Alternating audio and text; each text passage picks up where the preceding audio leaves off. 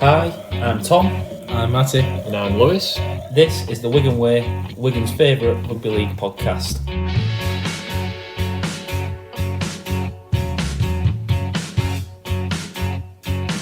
He'll put you in his trap 'cause he's a union man. He's got it all figured out. He won't care what you think 'cause he's a northern man. He's allowed to speak his mind.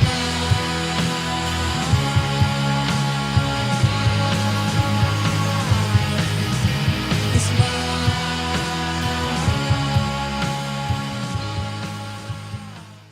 So thank you for joining us this week. Obviously reviewing the grand final. Wigan lost. Can we end it there now? No. Are you sure we can't end it there? No, obviously we lose the grand final. A bit disappointing end to the season. Before we get into that, we talk about the game itself. Matty, Lewis, I'm not going to ask you how your week's like. It's always a little bit down, but pre-game, how did you find it? Well, this is our first time doing this. It's very unusual. We've not lost a final under Matty Pete.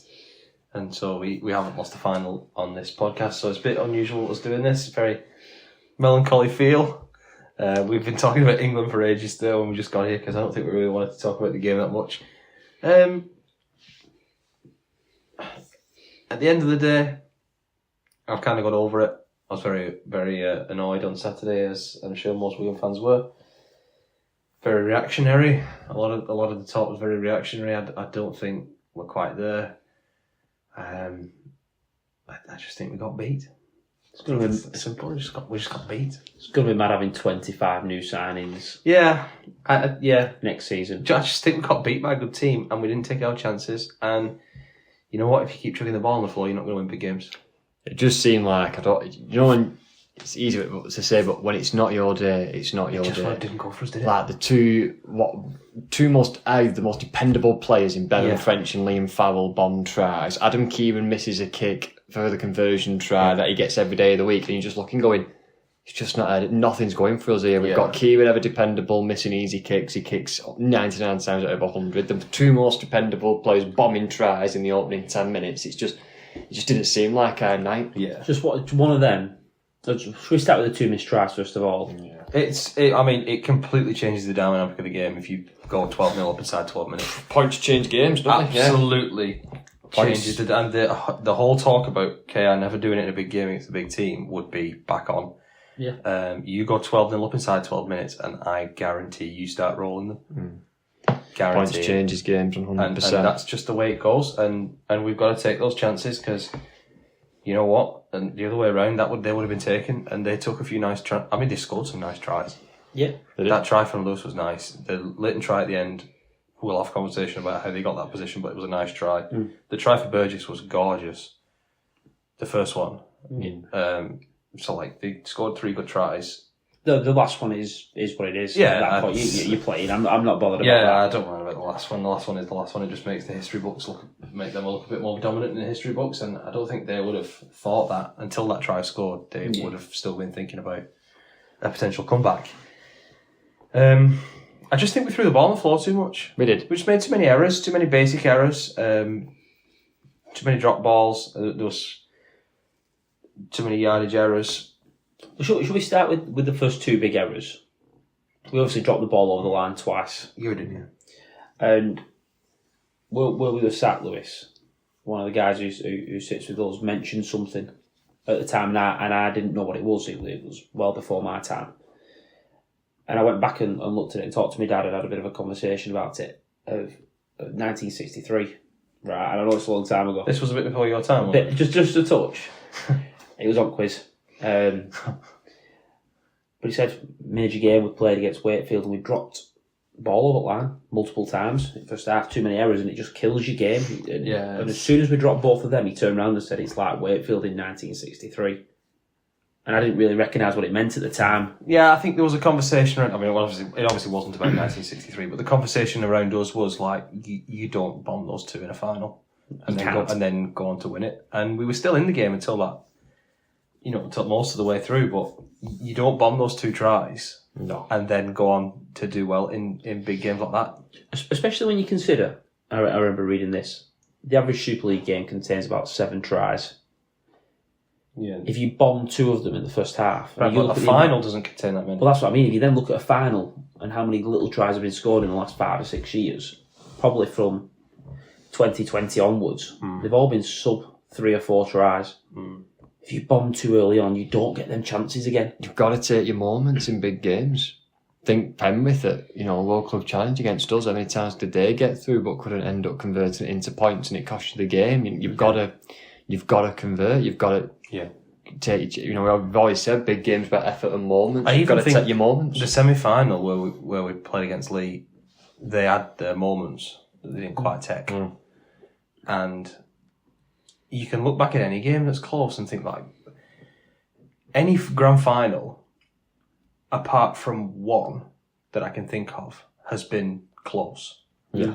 The only one I can think of that hasn't been close, at least in recent memory, was the one where Cass got to the final. Like even Salford against Saints, there were moments where they come back level. They had that try from Jay Bibby, and you thought, "Oh, could they get back in this?" I think that one maybe not, but and the Cass one definitely not because of all the situation that went around that whole week for Castleford. It was a nightmare situation. But you think ifs and buts for all these other teams. Like I think about Warrington when we beat them, and Joe Monaghan gets carried off the field. Like seeing your mate get carried off the field and you don't know how he is, that affects you. Yeah, I'm not being funny. That affects you. They could concede a try. They could concede a try from that play. Pretty much. About 2 minutes left at first half, wasn't it? Then there's another one where I don't think it's the same game. Maybe it was the same game. I can't remember where there's another injury to Ratchford maybe, and they have to reshuffle the spine. And you think if that doesn't happen, then Warrington probably win that, and they're probably Super League champions. Then you think we've got an overlap against Leeds in 2015. We probably win if we pass that ball properly, if we execute. There's a Challenge Cup final I think about where Burgess scored and it was pulled back for a forward pass. There's loads of things like that where you think, if only this. If we'd have took those 2 chances, we'd have probably won. Yeah. But last year, Hulk Yao were probably thinking, well, if that first try gets given as a try, you know what I mean? Like, there's always going to be these swings in games, and when you have 2 good teams in the final, it can go either way. And I think it was Cameron Donducan on Twitter who said, we've had enough teams, good teams, and we've seen enough good teams to know when we're beaten by one. Yeah. And we were beaten by a good team. And there's been question marks about Hulk the whole time, and I don't think you can have them anymore. The only question mark, obviously, is that it's a bit of an ageing squad and there's been some retirements, but this squad of 2025 has proved it time and time again. They have a really good side. I think Leon Price said, didn't he, on the back 10 for the week before the game, it's now or never for OKR, and it did feel like there was a couple of retirements, obviously. I think the next stage for OKR as a club is getting youth through. Yeah. They obviously have recruited really well for signings wise. Obviously, they've got Mikey Lewis as one of their own, but if they can get some pay them more, all now, aren't you? Well, this is the thing. So if they can actually get a good youth champions. academy coming through to have long-term continued success rather than going to the transfer market all the time, that would be a big step forward for them. There was always going to be. It should have happened years and years ago because Warrington should have won one. Let's be honest. When they got to them 4 finals, there's always going to be a team who was going to win there first. It wasn't going to go on forever. Yeah, having the same 4 clubs. Having the same 4 clubs where it was like, a new team gets to the final. Well, they're going to lose then because they've never won it before. That wasn't going to happen forever. And I think the sentiment, at least in the rugby league world, seemed to be, until the day when 2 brand new teams make the final, it's going to be the same 4. And I disagree with that. I think Warrington came close quite a few times. Catalan, it probably should have been Warrington or Catalan. Yeah. When they had those periods where they had the best teams, it probably should have been them. The fact that it's OKR, well, fine. I don't feel any way about that. The fact that it's OKR who's done it. I'm not unhappy that it's OKR that's done it. I'm not happy that it's OKR. I'm not really bothered. I'm upset that it was against us, but you've got to respect them. They did well. There was a bit, what reminded me, when we played Catalan, couple of years ago, there was obviously the Sam Tompkins moment where he scored in the semi-final, did the thing, and it was James Roby's last game, and he interviewed him, and he kind of said, you know, I am gutted, but looking at what's going on here, new team makes the grand final, French Rugby League, is this good for the game? You know, maybe this is a good thing for the game. And it kind of almost seems a bit like that, actually. It's not the same 4 clubs winning it. We've got a new team now who's actually made it to the trophy, a new team who's competitive, challenging the likes of Wigan, Leeds and Saints. Is this good for the game? Well, there's a blueprint there, isn't there? There's a blueprint to success. And Wigan and Hull KR have won the last 2 grand finals, you could say. You know, they've done it different ways. Yeah. I was just going to say that's the other thing now. It actually shows, and I'm not going to name the other 7 clubs or 8 clubs or whatever it'll end up being, but actually, you can break that ceiling. This isn't Premier League football where the top 4, top 6 feels unbreakable. Yeah. And you might get in for a couple of seasons, but then you're out. No, you can, and you've proved you can with the right coaching hire and a bit of money, the right signings, smart signings. And I was going to say, I think that Willie Peters has been a brilliant coaching. Yeah, this is fantastic. He has, hasn't it? But it also came from Tony Smith and the time under him. And yeah. Sometimes things have to get a little bit worse to get better, and then make a replacement. And he sort of built on that style. He got them a little bit more exciting, Tony Smith. I think everybody says, you know, that everyone always talks about the £1 million match where they were relegated 9 years ago. And I think maybe Hull KR are a bit fed up with that narrative, but it still holds true. There's a marketing story there, though, and there's a narrative to be sold. 9 years from relegation to treble winners. There's a blueprint there for anybody else coming up. You can do it. You just have to be smart with your signings and smart with your coach appointment. I thought something out there. The last 2 years, we talked about Lee coming up into the division and being successful after having to go down. Wakefield doing the same. If we're being honest, it's the same thing as Hull KR. Well, the onus is, I think, next year, 2026 and beyond, I think the onus is on teams that have been in Super League for a long time that have never done anything. Because I'm not being funny. You've seen Lee come up and get to semi-finals. They've won a Challenge Cup. You've seen Wakefield come up and make the playoffs immediately. You've got clubs in here who've never gone down. Fine, never finished bottom, but they've never done anything either. Not for 10 years. And so I think there's going to be some pressure on those clubs because you see what you can achieve without being one of the elite. And throw that into that. You then see the intent of teams that are trying to get up and teams that are potentially going to come up into this division. The teams that are being talked about for coming into positions 12, 13 and 14 and making bigger signings than teams at the bottom of Super League. That's what I'm getting at. Without like spoiling your news or whatever, but London are trying to get into the top 14. London, Bradford and York have all made quality signings this week. Which we'll talk about later. But we'll talk about that later. In terms of this final, obviously there was 2 tries when we were down to 12 men with Brad O'Neill in the bin. Didn't seem much in it when I was watching it live, but when I've watched it back, I do think... I think it's just a fair call. A fair yellow, yeah. I do think it was a fair yellow. I think not a great tackle. I don't want to talk about refs. It sounds like you're ref bashing, and that's the reason we lost. And the refereeing decisions were not the reason we lost this game. We lost it because we weren't good enough and we dropped the ball and kept chucking the ball on the floor. And kept dropping the ball. But I'm hating seeing games ref differently in the playoffs and in the finals. And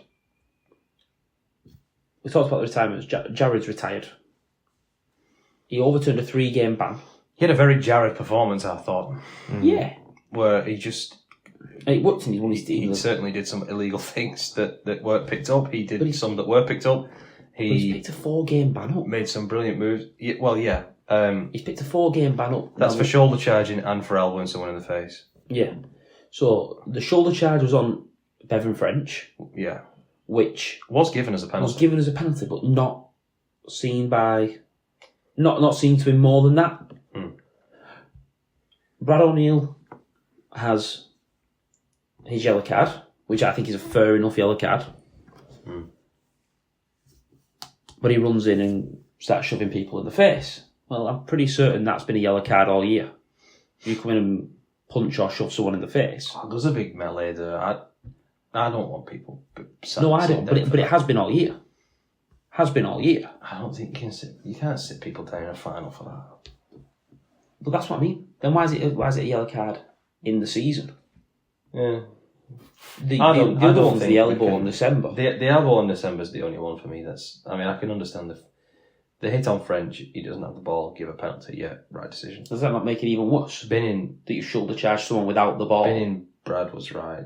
I think the elbow on Junior, which set up a try, is something that certainly should have been looked at.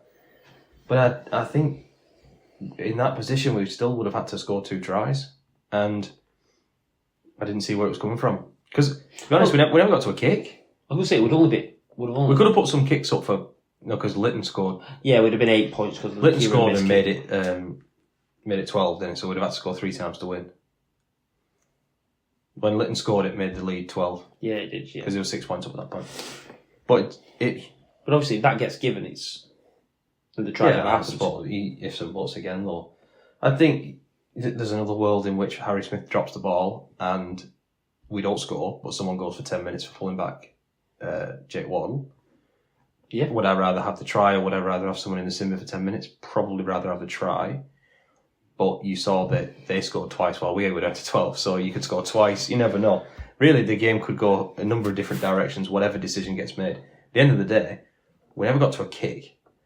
So I thought we could score from kicks. I thought that was going to be a way we could score. We never got to a good kick. And we never got to a good kick for most of the game. So we just didn't put any pressure on. I will say with this whole KR, I want to give them a bit of credit in this game. I think their ability to stick to a game plan in this game was exceptional. I think one thing they didn't do a lot was kick the ball. They were quite happy when they had territory to just go through hands, take the tackle on the 5th on the 10 metre line, turn it over, and just then whack us with defence. I do think Lewis kicked well, though. He did, so but there was a bit where you were, I know I was saying to you, Tom. But he was kicking from 40-50. He wasn't, not... When there was an attacking sets, they weren't really trying to force dropouts or repeat sets. It was just a case of, nope, we'll turn it over. I think that's playing with the lead. They played with the lead. But I think you got to give them credit for that. It's game management. They didn't do it. They didn't get greedy. You think they can try and score again. They just went, not stick to the process, turn it over on the 10, back our defence. We've done it in the last 2 finals. And we have. And the chasing team is going to give you an opportunity. And I think they were well coached. It was a good Willie Peters setup. And I think actually the whole care plays discipline to stick to that and not get carried away in a final when it's running away and you're in the lead to try and go chasing more points. To have the discipline, say no, turn it over, and we'll just back our defence, stick to the process. Yeah, I think you got to give them credit. They played a very good finals rugby game. They did, and that's potentially the monkey off the back from the Challenge Cup final. Yeah, very much so. That now they know how to win big games. Yeah. They know how to close big games out. The one difference they're going to have is being the team being chased. Mm-hmm. Yeah, that's going to be them next year. They're going to be a real change. They're going to have a target on the backs next year, but then again, we'll see, won't we? Yeah, maybe they'll deal with it really well. Maybe they won't. We'll see. No one really has been in this position for a long time since Leeds kind of broke through for the first time and started winning things for a new team, Yeah, and Leeds were always, big club. Yeah, I think you got to give them credit. I thought the way they attacked as well. I thought Jez Litton's distribution from there. One of the things I noticed on the attack and they were scoring points was the halfback was actually set up like 10-15 metres wide of the ruck and they had the shape on that. Yeah. So the first ball was just taking the A defender completely out of the situation because the pass was already past him. And then they had shape playing off that. And again, I thought tactically they were set up really well. thought that Jez Litton was my man of the match. Same. I thought Lewis was brilliant, and I understand Lewis winning the award. But I thought that Litton would be my man of the match. Yeah, I agree with that. I said with the way his distribution from now, and the way he was setting players up, like I said, it just lobbed that 15 metre, 10 metre wide pass to a sometimes even B defender out for Wigan, and then they had shape playing off the back of that, and because of that they used to have the overlap every time, and that's why they did score some beautiful tries. That's why he scored his try, because he attacked our wing. Where does this leave us? I I think we'll keep making finals. Yeah. I'm That's not, what I said to you boys, didn't it? Like, I'm not worried at all. I don't think Matty Peters not at all lost a dressing room or lost the support of fans. We've got to a grand final. Well, anyone who says that didn't see the 3 or 4 minutes immediately after the final when Pete came down or whatever, and as soon as he walked out, everyone stood round him in front of fans, and he spoke. And you know when you sort of like face watching, you can see no one's moving, everyone's staring at him, listening. Pete clearly has the respect and love of his players. The thing I will say is you put it right on Twitter, Matty. I can't remember who you replied to, but let's not throw the baby out with the bathwater here. Right, yeah. Because suddenly it was X, Y, Z. And I think when I looked through it, it'll be like 11, 12, 13 players. Most of the squad was named to us as not being good enough for Wigan Warriors. Yeah, that's the right call. You're not even on Twitter, so you didn't see this. But I would say the only names I saw that weren't... I didn't see Field, I didn't see French, I didn't see Wardle. I think, short of that, everybody else on the team... I didn't see Walters, that was the other one. No, but I did see Powder Puff Pack. Yeah. So that was the only 4 players we're keeping, and we're playing next year with them 4. I mean, it's a good 4, but let's be honest. if we're playing 4v4, if we're playing 4v4 and we rock up with Field, French, Walters, and Wardle, we'll beat anybody. But we're not playing 4v4. That's obviously over the top from one bad performance. Losing finals hurts. We've been here before. I was working this out. I've been to 10 grand finals now. Yep. And we've won 6. Right? It hurts to lose them. It really hurts. I think Wigan as a club since Super League Grand Final only has 50%. Yeah, we've won 7, lost 7. Yeah. And you either win or lose, isn't it? Exactly. That's it, yeah. But that's the thing, is it hurts. You're not intact. You can lose again. We can lose. Yeah, Someone loses the final. Yeah. Like, we got to the final. And you don't make the final if you're a bad side. Will we still be a good team next year? Yes or no? 100%. I'm going to say something. I think we're better for losing this game. Absolutely better for losing this. Yeah, and my dad said something to me. He said, "Remember that semi-final we lost to Hull KR when we ended up when we brought Dupree in after that? Think about the motivation that came with that, and like Pete would not let them lose again. Didn't lose the rest of that year. Won the league. Next year, won the quad. I think there's a lot to be said. Pete's got a lot of credit, hasn't he? And Wigan have got a lot of credit for going over and clapping the Hull KR fans and clapping the players and watching their celebrations, which most teams don't tend to do in Super League. And people have said, oh, he's being nice, he's being humble, yeah, he is. He's being respectful, but is he not saying, remember that feeling next October, that hurts, that hurts, that hurts? Because it does. It does you motivating for you. And when you've got a group of... Probably what motivated Hull KR this time, when they had to watch Wigan lift the trophy. Exactly. And then they got told all year they weren't good enough. Because they didn't beat Wigan in one game. They weren't good enough. Catalan the year before, they were told they weren't good enough because they didn't beat Wigan in one game.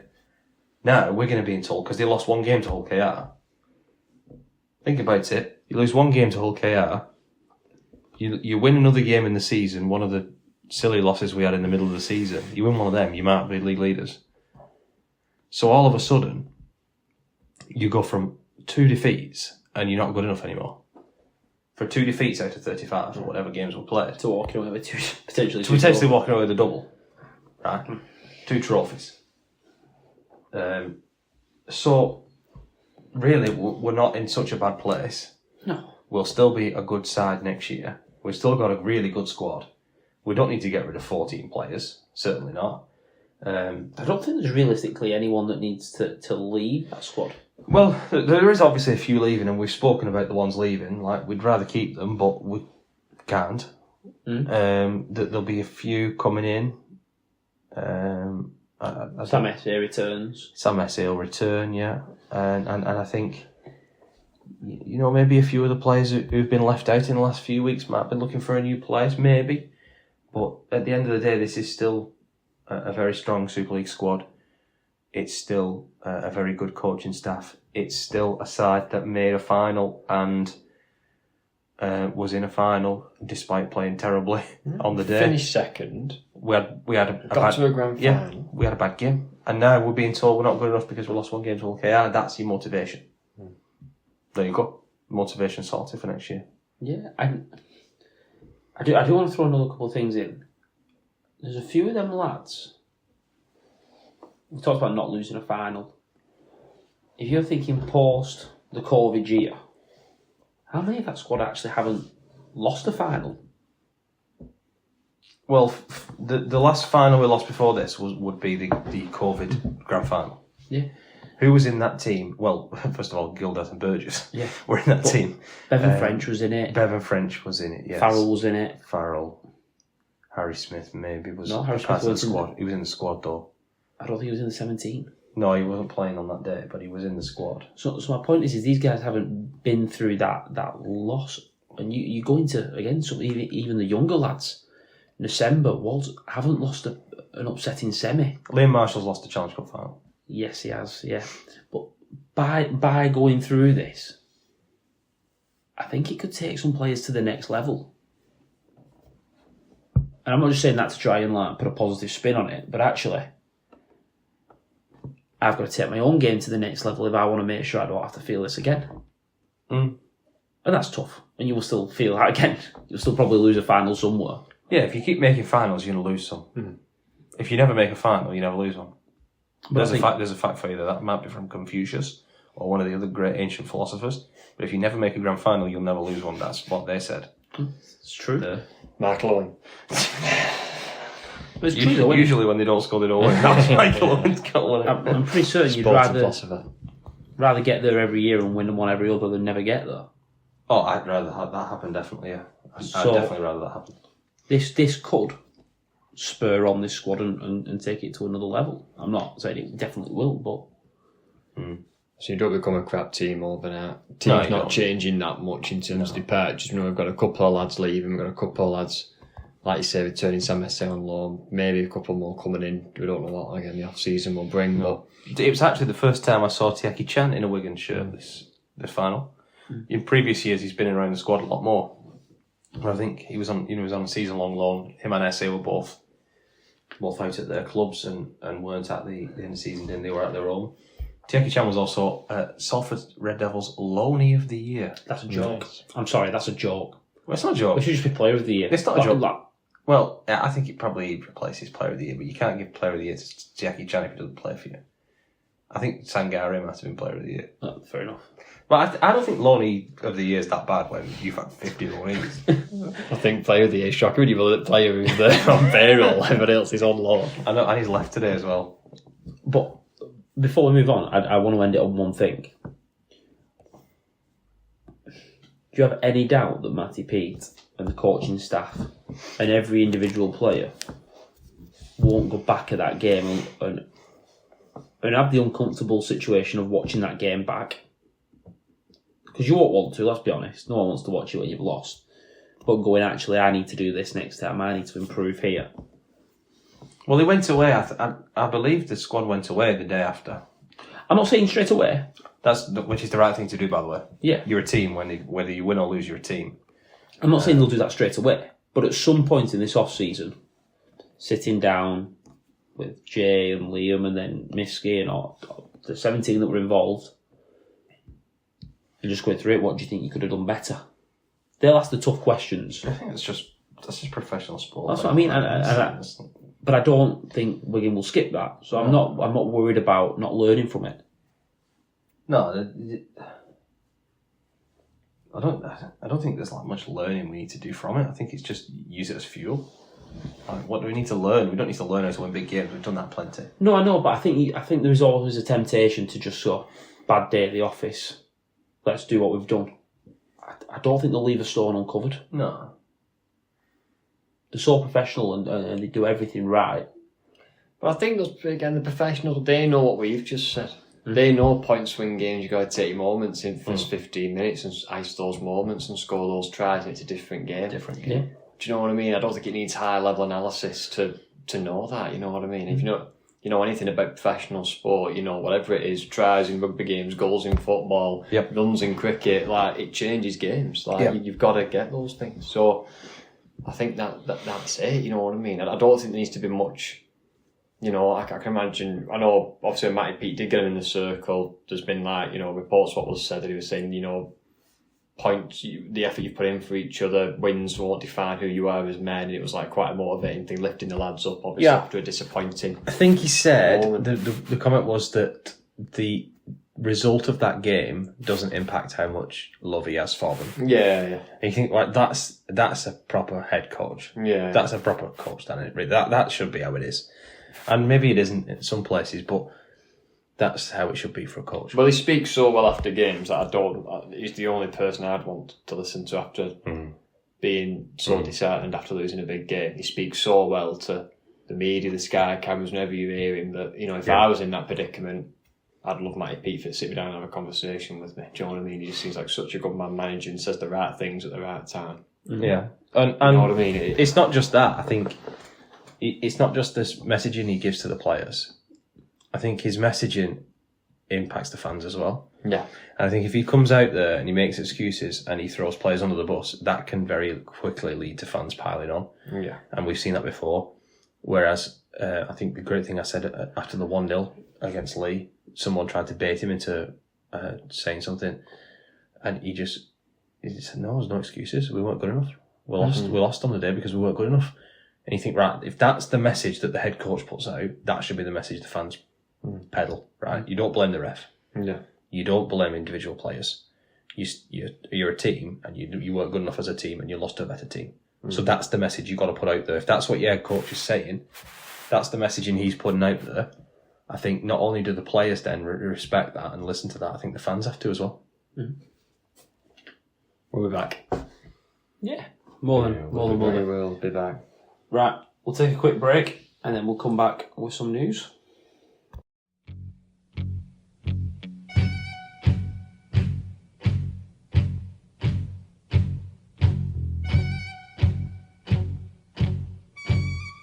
Lewis, you've been keeping an eye on it. What's been going on? What's the news? The news, we've got all the signings we need to go through. So, first one, Castleford have got Darnell McIntosh. That's the biggest piece of news you decided to lead with this That's week. the one I've gone with. Well, I mean, come on, Cass. I mean, Lewis, Chris, you get nervous every week with this news, right? Leading this. We say go big early, and you've said, you can't get bigger well, it than is that. big actually, because Chris Chester said that they weren't going to shop at Netto anymore, and it turns out he's replaced it with Quicksave. Because they've gone and got Darnell McIntosh from Lee. Obviously out of favour at the minute with Charnley. I don't even know what shop Darnell McIntosh is from. No, it's probably a bit harsh saying Quicksave, isn't it? He's good at goal kicking, isn't he? He's like... But they've already signed 2 wingers. We were just looking at the list of players Castleford have already signed. Well, they've signed like 9. They need $1 million, so... They've signed, I'll just list them off here, Brock Grenance, Blake Taff, I don't know how to pronounce his name, Blake Taff, Mikhail Ravawala, Semi Valame. That's 2 wingers. That's 2 wingers straight away. They have let Senior go, haven't they, though? Yeah. They've released him from his contract to take up another opportunity. They've also signed Jordan Lane, Jack What's Ashley. happening with Sexy Tex? Could Darnell have been chosen to play fullback? Well, Sexy Tex hasn't left, has he? Wasn't a very happy bunny though, was it? Towards the end of the season, it was not a happy bunny. Good old Sexy Tex.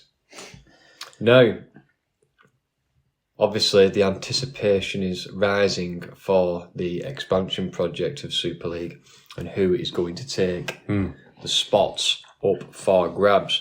Some of the clubs you would imagine have a good kind of footing for being one of the clubs to come up should any get chosen, have been busy. York have signed 3 players in the form of Sangare, the Salford try-scoring machine, Justin Sangare, John Bennison from St Helens, and Sam Wood from Cass.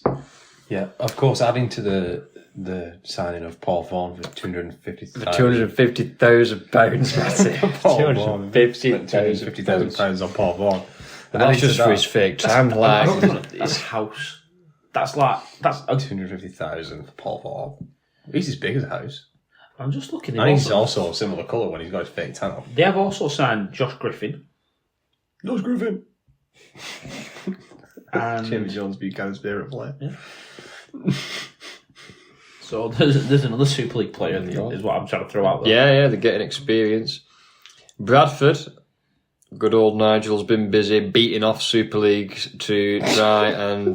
Beating off Super League competition. Yeah, beating You off, had to add that word at the end. beating off Super League competition to sign Andy Ackers from Leeds.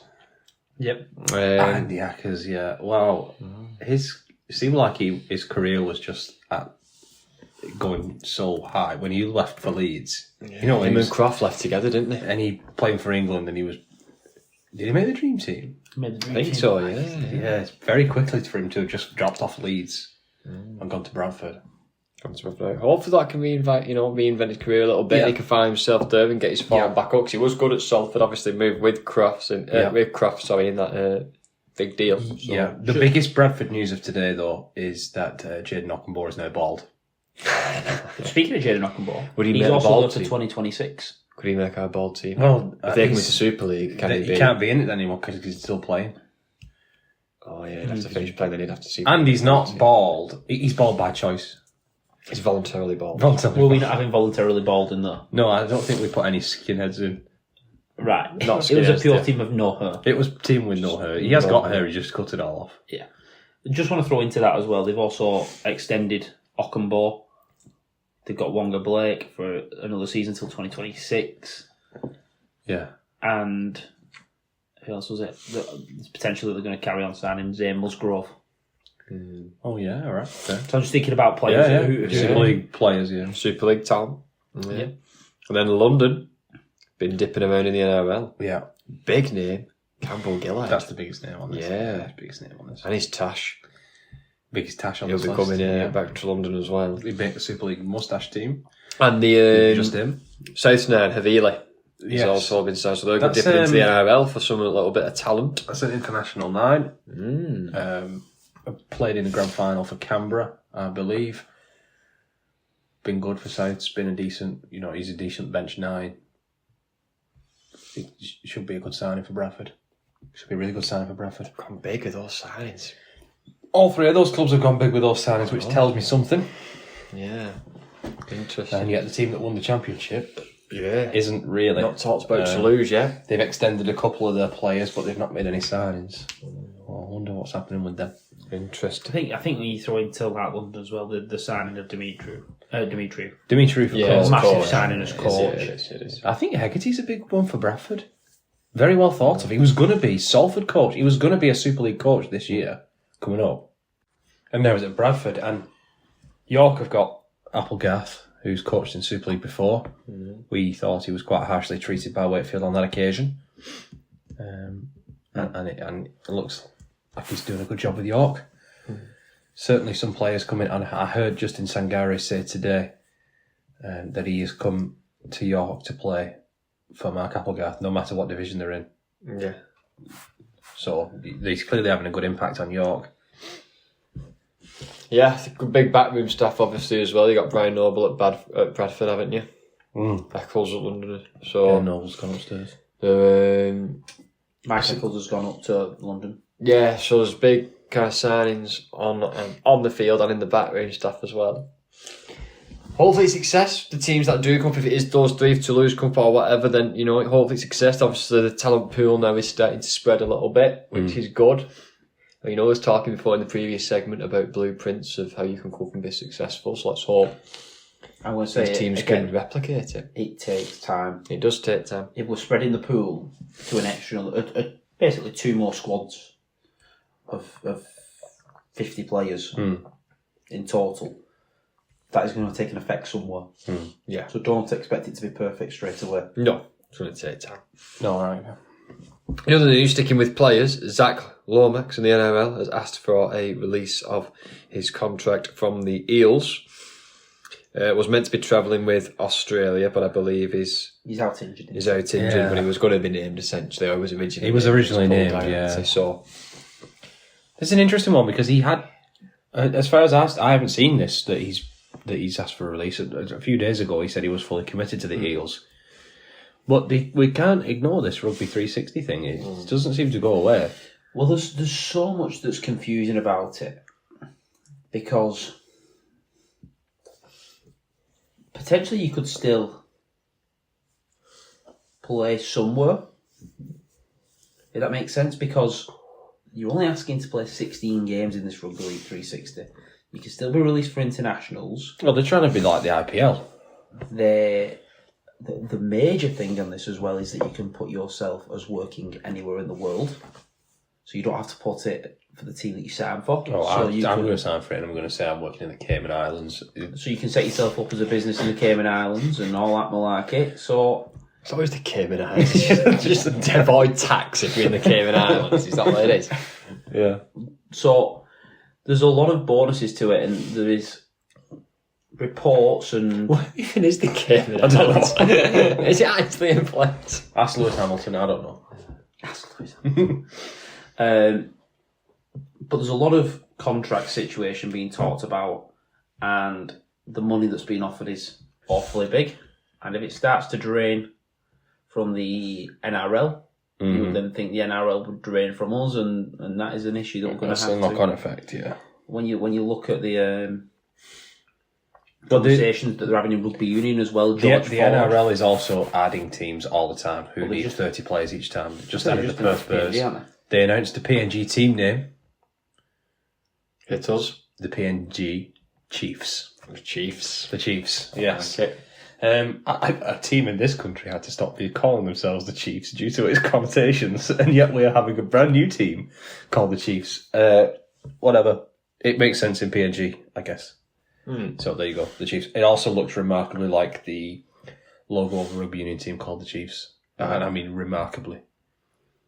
Remarkably close. Right, okay. Very, very, very close. Right, okay. A bit too close. A bit too close. If you look at the Chiefs logo from the Super Rugby, I think it is in New Zealand, and then you look at the new PNG Chiefs logo. Is that the name of the team, the PNG? The PNG Chiefs, which is unusual because it's like the end of the word is the start of the next word. So you want to say PNGiefs. It's like PNG Chiefs. Right. It's the same kind of sound. I thought they were going to be called the Hunters. That's what they used to be called. I convinced myself they were going to be that. Hunters is cool. I mean, Chiefs is kind of cool. So the link to Papua New Guinea, I think, is cool. Yeah, and they played out the weekend, didn't they? They played the PNG Prime Minister's 13, or whatever it's called, against the Australian Prime Minister's 13. Good game. Good game. And the Australian players were treated like royalty, like they always are. They always are, and you hear some of the stories of the Australian lads going over there, the NRL stars going over there. And there's a video of a guy from PNG. Somebody says, "What are your kids called?" And they're all named after NRL players. So his kids are called like Jonathan Thurston, Jesse Bromwich. I can't remember the others. He's got all his kids are named after like 2010s rugby players. I think he's got 5 sons and they're all named after NRL players from the 2010s. Love that. Next piece of news now: Roby leaves Saints. It was on the coaching team essentially. It says I've not really kind of seen what he's leaving to do, but it's basically it was a generic statement. He's left the position to take up another opportunity, and we wish him all the best, or something like that. So it was vague. It's a weird one, really, because Roby never said that he kind of said when he was finishing he didn't really want to do coaching. Yeah, he kind of said almost that like he doesn't really. It was very weird, but not weird. He said he was strange in the sense that he wasn't necessarily obsessed with the game. He said I play and stuff like that, but he said his passion was more like the strength and conditioning. Yeah, and he said he could see himself doing that, so maybe that's what he'll do. Yeah, maybe. But yeah, it was weird that he ended up coaching when he didn't really. What was his position at Saints? Was he an assistant coach? I don't really know. Because my thing is, we had this conversation last week with Wellens, and nothing has changed. Is there a coach available? Do we talk about Wellens being sacked? Yeah, we talked about it last week. Well, he said, didn't he? He's not got his contract renewed. Yeah, it's a contract renewed. Well, they didn't yeah. announce it. This was said there, but it's been like announced now that not going to renew it, isn't it? So, but my point is there is no coach, and we're talking about it. Them 3 teams that we think are going to come up, have all got a top coach in place. Paul Rowley. But I think Paul Rowley seems to be everyone's favourite to go to St Helens now. So the fans are begging for. I would be as well in their position. Big job he's got to take on, and that doesn't solve the issue. Who's that big job? It's big for anybody, though, isn't it? The other thing I'm going to say is if Paul Ollie goes, he's had complete control over Salford in terms of... Yeah, because he's been the only one employed by them. Before this season... Complete control shouldn't mean driving the bus to away games. Washing the kit, you know. Cutting up the half-time oranges. Carrying it into... I can just imagine him with like 4-bag carrying kit in. Yeah. My point is but pre this, he had his spell where he worked really closely with Ian Blease, who's gone to Leeds, whatever, but they sort of ran everything together, didn't they? The signings, who they kept on. Saints have obviously got the setup that is meant to support this coach. Yeah. But that setup's let him down. So what changes are you going to make there? I think that's the big thing. I don't think there's anything wrong with giving Rowley not just put it on him, but I'd ask for some advice for recruitment. I won't be having someone recruit his players for him. I'd be going to and saying, right, who do you want, who do you need? Let's look at your vision. It's very difficult when you're an employed person to do that job, to say, you come and do my job for me. Well, I mean that as a club, to be fair. I mean, if a lot of backroom staff are leaving Wellens, Roby, I think there's got to be some questions asked for the accountability of recruitment, because that's what's let them down. Yeah, the guy who's going to appoint him. Really, what kind of a player do you want? Where do you see the problems with the current squad and your experience? What do we do to sort it? And what on earth are we doing with this? Nothing wrong with that. There's nothing wrong with saying that. To your head coach, nothing wrong with saying that. That doesn't show weakness for me. For a head of recruitment to say that to a head coach doesn't say. You got to work together, haven't you? Yeah. It's got to be as a club a vision moving forward. What's your vision on the field? What type of brand of rugby you see? And what we're doing this, and what's the future looking like forward? I agree. I just think it's going to be a massive job, and if you've just got through what you've gone through, I wouldn't be rushing into a big job yet. No, I get that. He was moving on, wasn't he? He wasn't carrying on head coaching. No, he was stopping. No, it is up to Roll. It is obviously up to him. But like you said, if he doesn't go out, I do agree with you, Tom. Who's there? Who is there to actually left it late, haven't they? They have. NRL assistant. Yeah. They've left it too late. It has got. It's left it too late. Yeah. Warrington, Steve Price kind of it. And just go and go. Steve Price was a good coach. Well, he was.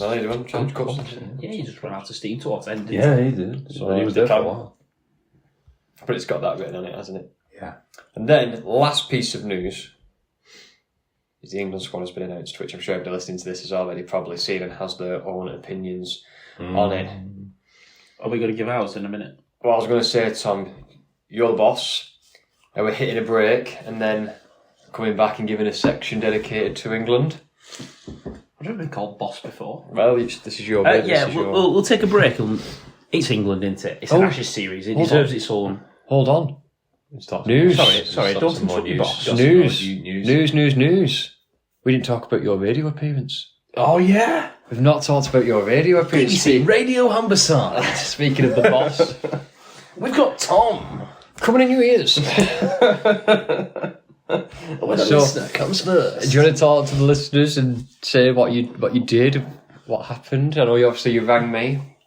Yeah, we just got a message on the Twitter from BBC Radio Humberside. I know you're going to do that voice, and I can't help but start smiling when I can see it coming. We got a message from James Hogarth, who's one of the sports presenters on Go Matter. BBC Radio Humberside. And he asked us to come on, and I think I messaged you, Matty, and you couldn't get on, so I said I'll do it. No, I could have done it, but what he actually went was, do you want to do this, or can I? Can I really do it? And I'll get the messages up here. Can I really do it? And I was going to listen. I was like, yeah, you do it. I'll get the messages up here. Just practically. Don't you throw me under there. Begging me to get on BBC. Go on, what was you asked to do with BBC Radio Humberside? I just had a 10-minute pre-grand final chat about the game, a little bit about the rivalry that's starting to form as being the top two teams at the moment. Yeah, you can go and listen to it if you want. Yeah. Thanks for tuning in, mate. I listened to it while I was washing up. That was nice. Yeah. But yeah, well, this is good. We've gone straight after Dean Hadley. Dean Hadley was on first. I was on second. That's right, though. You should take second fiddle to Dean Hadley. You definitely should. Yeah. I'm going to say though, it was really weird because the guy rang me and said, "You're on in 30 seconds," and I was like, "All right, yeah, thanks for the warning." Yeah, but he was talking to Dean Hadley. Yeah, but they were on an advert. Right, So it came through and I answered. And I was just sat there, I was like, right, you're on in 30 seconds. But then all I could hear was the advert playing on the radio. And whilst I was waiting, it just went silent. Yeah. To, hi, Tom.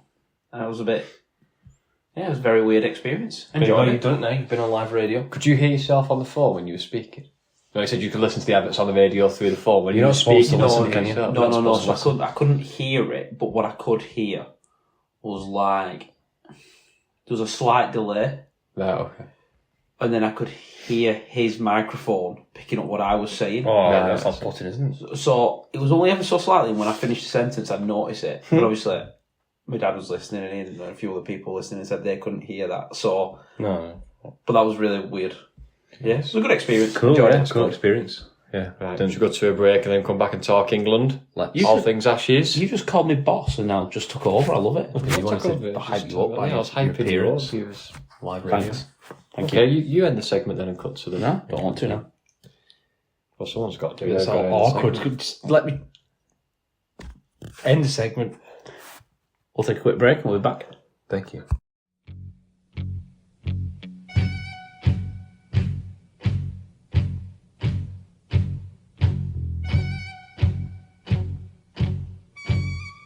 So Sean Wayne has announced his England squad, and the one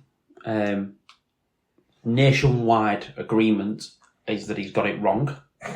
Because everyone has said he's got it wrong, but not said what they would do differently. Well, So everyone's... It's just stupid because no matter... It was never going to get it right. No. No matter which coach it is who picks the team, you're never going to get it right. Until it can be its own full-time job and you get paid enough to have it by itself. but even then, he's picked someone that he shouldn't have picked. And everyone's telling me who should have got in, but won't tell me who should have been dropped to. He's not good enough.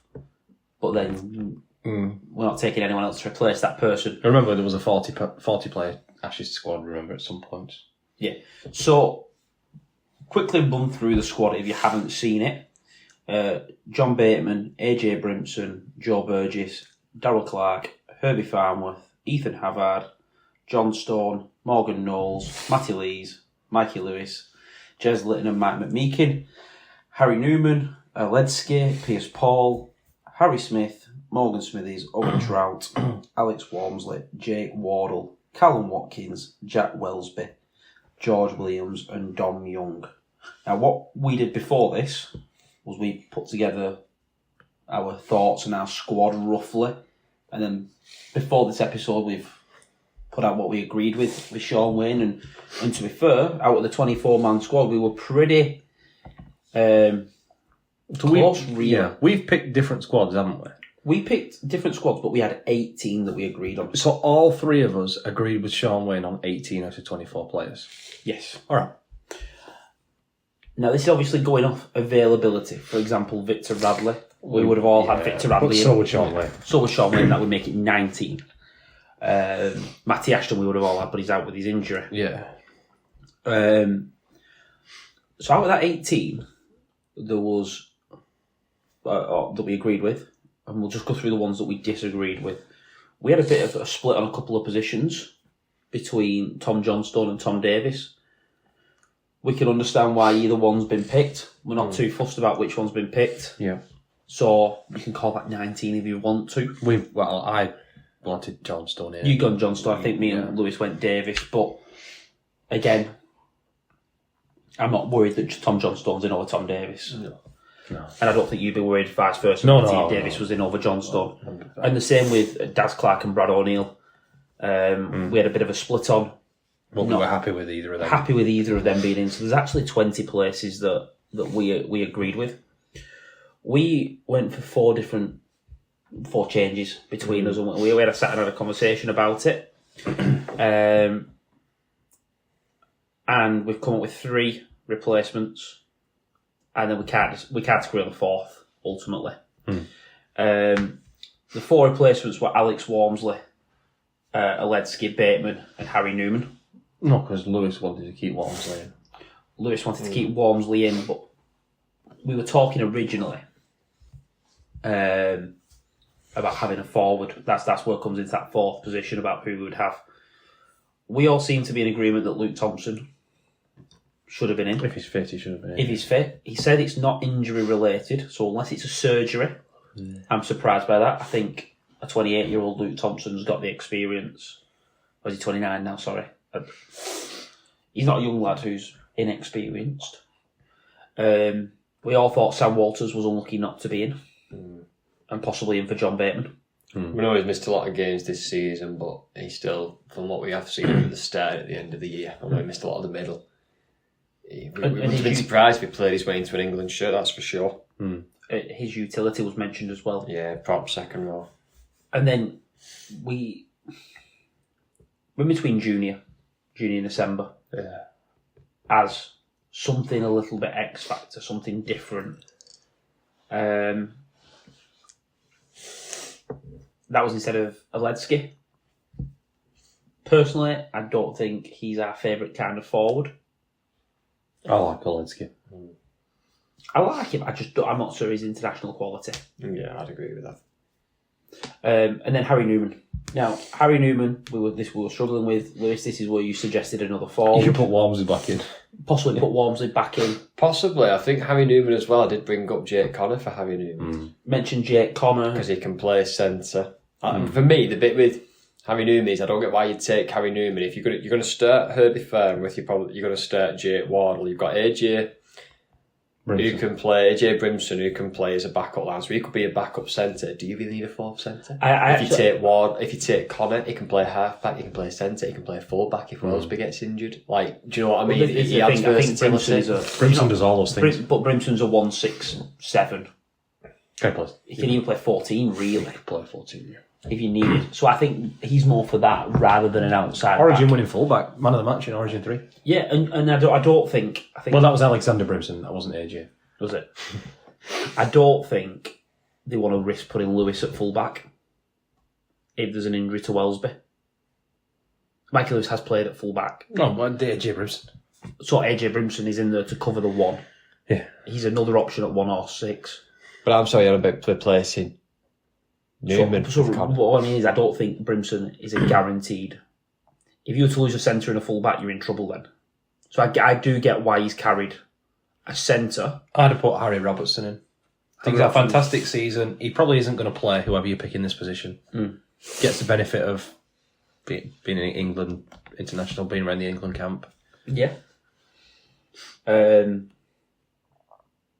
should we have a look at our starting 17 for the first test?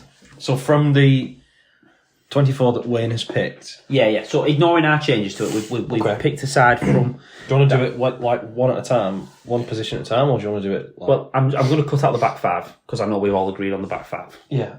So Wellsby, Burgess, Farnworth, Wardle and Young, they'll obviously sort out which side they play between each Those other. are my back 5 as well. Yeah.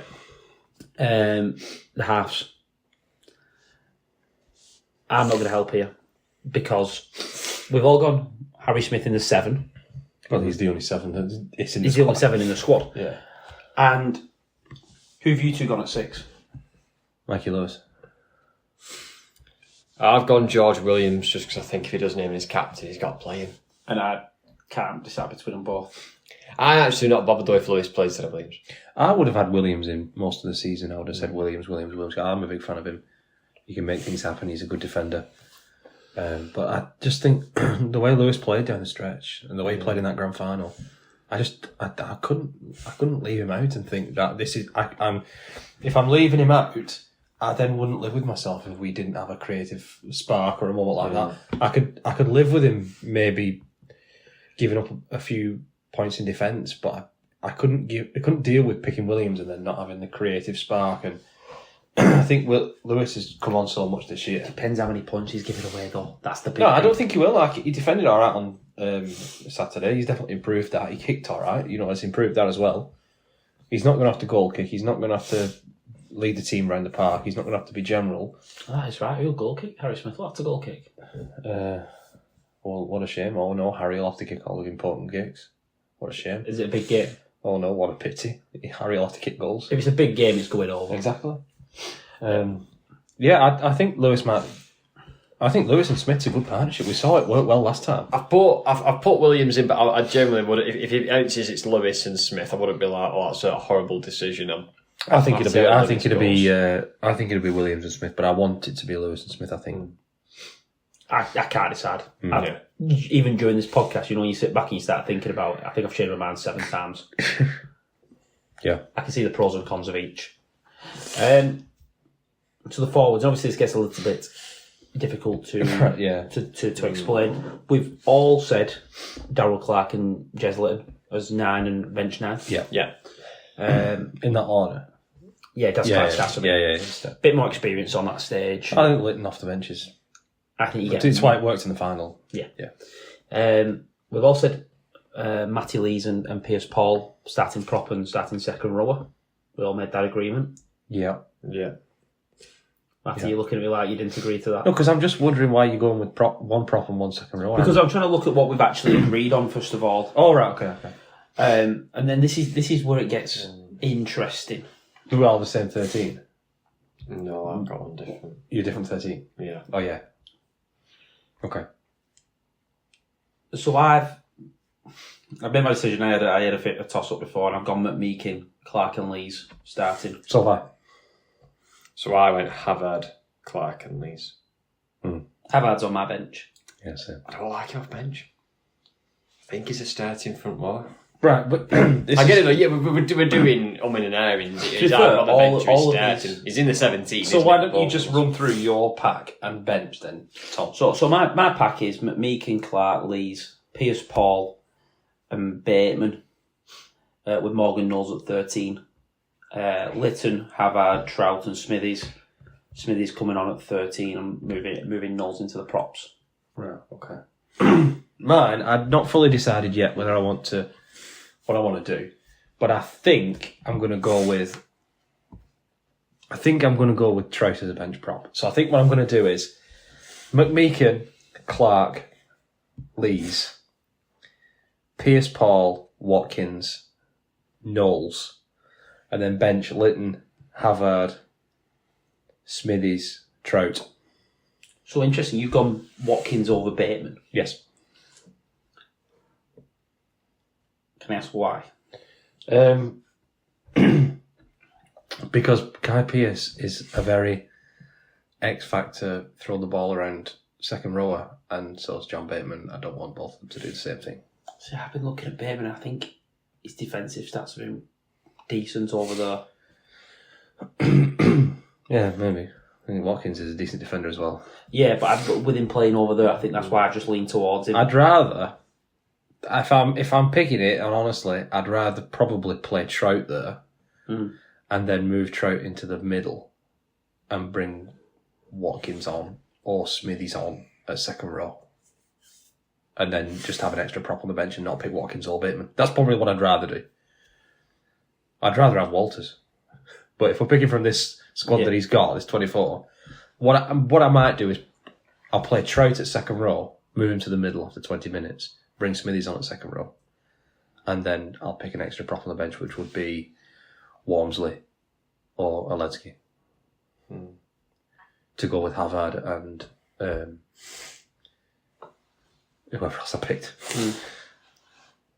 What changes are you making? So I've gone a little bit different. So I've gone quite big off the bench. So I've gone Havard starting with Lees at prop, Clark at 9. I've got Bateman and KPP as my 2 second rowers. Then I've gone Smithies at 13. Starting 13. Then Litton's my sub 9. I've got Knowles and Walmsley. And then I've got Trout or McMeekin, really. Kind of pick one of the 2 off the bench. I'm not really bothered which one you take. I've gone big off the bench, but the thing is with me, it's more. I'm kind of more, which I don't know if this is wrong. I just don't see Havard as a bench prop. I think he's a big minutes. He's a starting prop forward. Same thing with Smithies. I don't think he's an impact player off the bench. I think he's start. If anything, I think Knowles is a bigger impact off the bench. If Havard and Lees can keep it close, and then you can roll Walmsley on, then you can roll Knowles on. They've got 2 big 6-foot grippers running at them. Like, do you know what I mean? I just haven't thought of that impact because that's the role they play for their clubs, and I thought I'd just stick with that. Litton comes off the bench, Havard comes off the bench, Smithies comes off the bench. Well, I get that. I'm just going to say something. And Does Smithies come off the bench for Cam? Usually, yeah. Yeah, but he's possibly playing a prop prop at times. Yeah, he comes on as a bench prop I am- sometimes and fills in. I'm anyway. looking at that squad and there isn't anyone who's massively jumping out to me as a bench forward. None of them are. No, they all start for the clubs. You mean? Yeah. Well, Havard doesn't. Havard doesn't, but also at Wigan you But he wouldn't can be do, surprised yeah, if he did. can And do, he did for a long spell when He did, Tomo yeah, was out. He did for a long time. And I think a part of him coming off the bench for Wigan is defensively when you bring Magor and Lehman on. Yeah, More we've attacking had minded. that conversation before, haven't we? So that might be more through situation rather than his best role. But I'm thinking and we've all named a set of forwards there that I don't think I'd be bothered if either way they started. Walmsley, Lees, Knowles, Havard, Trout Smithies. If you told me they were started in a position or off the bench, I don't think any of them would make me go, oh no, we got that wrong. Yeah. Yeah, Because we all know the type of forward that Wayne wants. Yeah. You made Big a comment tackles. before about forward packs, didn't you, Louis? We had a look at some forward packs through the years England have had in previous iterations of England sides, and it does feel like it's gone from our strength to potentially we're scrabbling around for a bench prop. Yeah. Like, we used You to be able think to of, roll you on know, Burgess and Yeah, if you think like previous 2013, 2017 World Cups, we've had Graham, we've had Sam Burgess, we've had O'Loughlin at 13. Gareth Ellis. We've had Gareth Ellis. We had obviously 2013. We had in prime George Burgess. You know, who won a grand final in 2014 with South. We had Tom Burgess. You know what I mean? We've had Do you not just really think good more- forwards. And we started having this conversation and I said we'll save it for the podcast. Do you not think that's just the way that the game's gone now? I'm looking at the Australia pack and the Australia pack doesn't... Right, but that pack meant that we lost a World Cup final by 6 points with Luke Gale and Kevin Brown in the halves. Like, that team lost a World Cup final by 6 points because of the pack. Because the pack went toe to toe with the Aussies. Yeah, but what I'm saying is I also think that their pack is nowhere near the level that it was in 2017. I think it's a solid pack. I think it's a decent pack. I'm not saying it's as... It's obviously when Paynas doesn't play, it's a big drop off for them. My point is, you're looking at the starting Tino's still pack. playing. If Tino had gone to Samoa as well, then I would have been really worried for the pack. But They've got size though as well. they've got big lads. They've got really big lads. They've not got prop forwards there, though. I know you're You're thinking talking about what the Carragher, 13 are going to be. Tino. It's Carrigan, Fasamawale, Tino's a prop. and Yeo. Don't listen. Tino's a prop. You got one. Carrigan's a 13. Lindsay Collins is a good prop. Lindsay Smith is a good prop. That's not the same as what we're talking about in 2017, the pack that Australia had No, in it's 17. not. That's what I mean. I think the game's changed, but actually they're not as big and they're not as dominant, but they're quicker. So we're talking about our pack being a bit smaller. I think theirs Depends is... how this game's refereed. If it's refereed like the NRL Grand Final, where you have to get up off to play the ball immediately, Yeah. and you don't have to earn a quick play the ball, you just get one automatically, then we'll really struggle with our gas tank will be empty. Whereas if we are allowed to wrestle, like you are in this country, then I think that we're in with a shout. Yeah. That's what I'm sort of trying to get at. The game is so different to what it was then. I think packs are just naturally smaller. No shout for AJ Brimson. Well, you fit him in if you. He's I'll a tell you what he would very be. talented player. I'll tell you what it would be. He'd be my 18th man. Yeah. Talented player, isn't He'd be my 18th he? man. Anywhere 1 to 7. Or maybe a Watkins as 18th man. Depends on where you want to go, but I know Watkins. I think that. if you pick up an injury and you're 1 to 7, Brimson can fill it, or you push one of your centres out to the wing. But Yeah. No, I think it's a. I'm excited. I really am excited for it. I fancy us, mate. I don't know what, and I couldn't tell you why. I fancy us to win a game, but it'll be a something fight, as Matty Pete will call it. Yeah. I think. A wet weather fight. Yeah, I think it's got to be. I think I fancy us for one game in a wet weather fight, and if we win one game, I'd flood Wembley. if we win one game, that will be the biggest result for England in our lifetimes. So, well, actually, they beat Australia when we were really small, but I'd flood Wembley. I'd It's the flood biggest all the result grounds. I'd turn it into a mud bath. We should stop playing enough tests. I'll make it horrible. And we play them all at the end of the season as well. Players are beaten up and bloody. It's it's really difficult to make the International Rugby League calendar work. Bless you. They seem committed to it now. Australians seem committed to making International Rugby League work. They know it's the only way to compete with International Rugby Union. I really, really hope there's a way that this can get done. If we play more test matches, we will get better. Yes. But I also think people are having a go at Sean Wayne for this squad. It's going to be tough for him to pick anybody new when he hasn't had a warm-up game, he hasn't had a test match in a year. He's only met them for an off-field. What was it called? The off-field meeting or something? Yeah. In earlier this year when... Basically, a catch-up, innit? Yeah. It's going to be really tough for him to pick new players for the Ashes when he's had no tests for 12 months. He's going to pick what he knows. So I don't think we're really setting him up for success there. No. We're not saying English Rugby League. And yeah, we've had this conversation before about the Roses and how much better that would be than a game against the Exiles or a game against France or whatever. But you've got to do something. Yeah. You can't just throw them in against the Aussies and say, right, well, it worked against Samoa 12 months ago, so go on then. And that's what we do, they'll turn it into a game of Super League, like we just said, they might slow it down, wrestle, turn it into a you-know-what fight. Just go 5 drives and a kick, and I don't think Aussies will only shut the ball about. They're going to want Reece Walsh having his hands all over this game, take it down the middle. I hope it does nothing but rain. What they want us to do is try and go shot for shot with them, because we've no chance. I hope. Sorry. If we try and go set for set with them, we've a chance of that. I'm gonna throw it out there.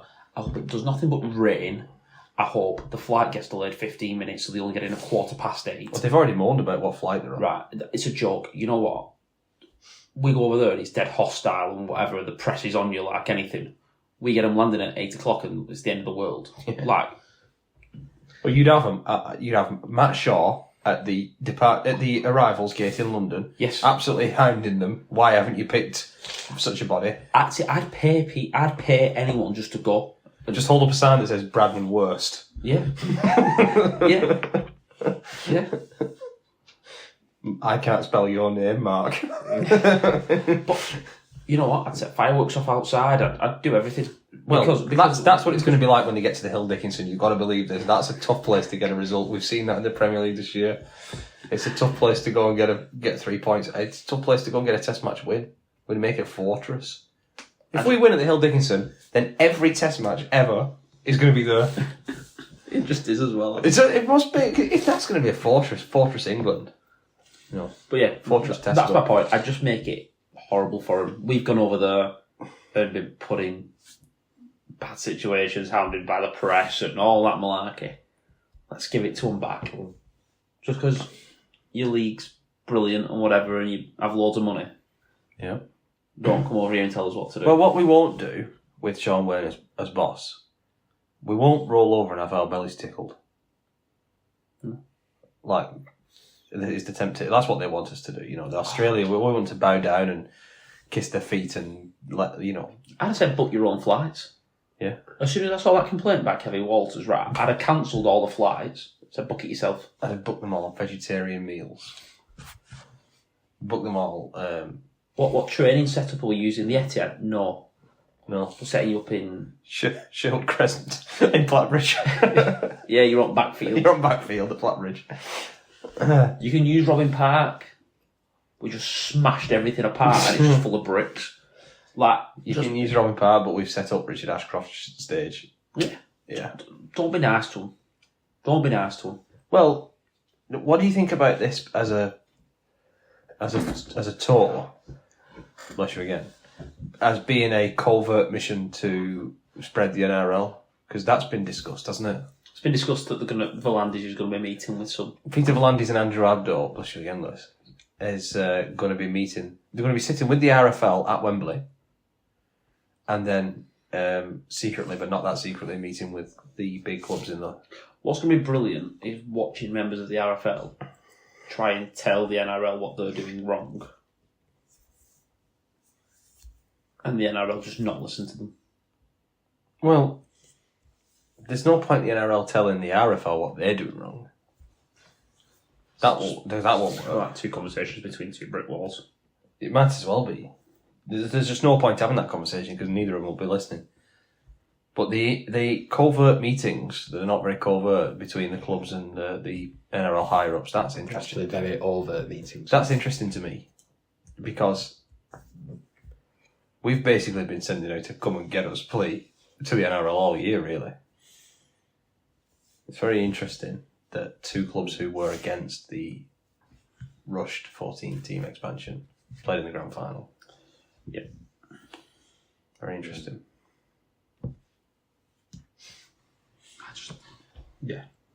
I just want B to win an Ashes series. You're asking a lot. That's going to be hard. You're asking an awful. Winning the series is a big ask. So we're going to have to win at Wembley or Headingley because of obviously the Fortress Hill Dickinson. So I just think if you just get that, if you win at Wembley, if they win it in front of us at Headingley,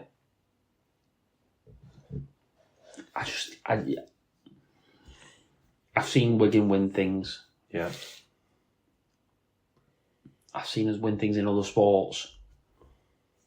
But to see England Rugby League... If we get one here, it could do wonders for the game. If we get one. One win. Think what that could do.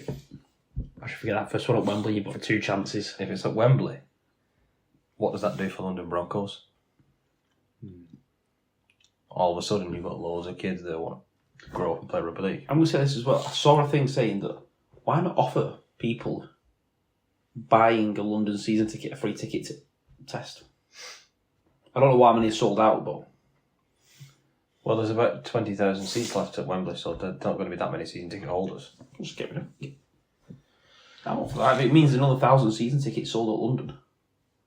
Well, I don't think 1,000 people would take up that often, but if 50 do... You know what I mean? Yeah. Yeah. Right, I think that's everything. Yeah. So, we'll take a break. That's the end of this episode. We'll come back when? We will come back during the Ashes series. Okay. Yeah. We've got our debrief. Hopefully. Our Super League 1 to 12 debrief. That's coming. That's hotly anticipated, I'm sure, by someone, at least, somewhere. Yes. Someone. Our single listener in Russia. Why do we have so many Russian folk? If you're listening to this, please get in touch because we can understand listeners from Australia, we can understand listeners from the UK, but I can understand the large section of people from Spain who've just gone on holiday. And why have we got our listeners from Russia? Whereabouts in Russia are you? Whereabouts are you from here? Maybe they're the ones that switch off before this bit. Seriously, though, we will be back with a 1 to 12 talk round of Super League, like a regular season debrief. Hopefully we'll do an episode if we win at Wembley, but we will come back during parts of the Ashes series and try and get some episodes out. Do an Ashes review. Do an Ashes review if we win that first test. We'll do a vlog for the third test at Headingley or something like that. If the game's on the line, we'll do something for Headingley. Yes, because we're all going. Yeah. But listen to our interviews with other people that we've done in the past. If there's someone that you want us to interview, let us know. Yeah, we'll try and get it. Definitely. Or can we try and do some interviews this Christmas, this winter? Brilliant. Matty, Lewis? No, it's not the end of the season we wanted, but it's been another good year of doing the podcast. It's been a pleasure. And good year of watching Wigan. Following us everywhere. Been a pleasure. Right. Thank you for being on, and see you next time.